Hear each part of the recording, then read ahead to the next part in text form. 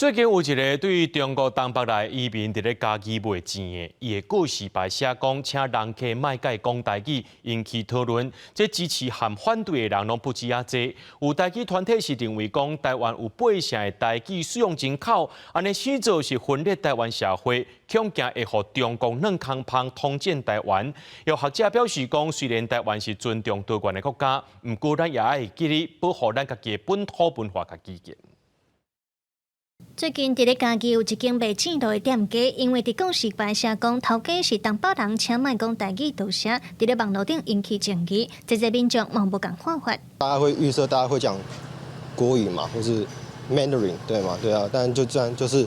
你不能去预设说大家都会讲闽南语。伫咧别人的所在做生意，你要求别人卖去讲伊的话，要来要求因来，就是讲你的规矩行，人会袂爽是因为即个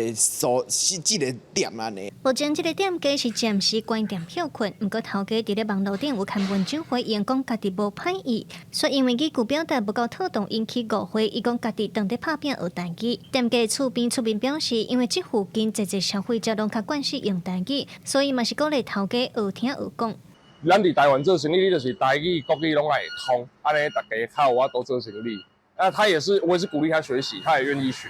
针对卖讲台语这件代志，有不止做情绪性的讨论。台语政策推动人民认为，台湾有8成的台语使用人口，像安尼分裂台湾社会，造成对台语的反感，恐惊互中国通软棒统战台湾。有学者表示，语言和文化拢是建立主体认同真重要的一部分，认为咱身为台湾的主人，应当爱愈尊重。我感觉台湾社会是一个真尊重多元的社会，但是伊嘛是一个少少年的民主国家，所以民主的意义、多元的意义到底是啥物？好，就是讲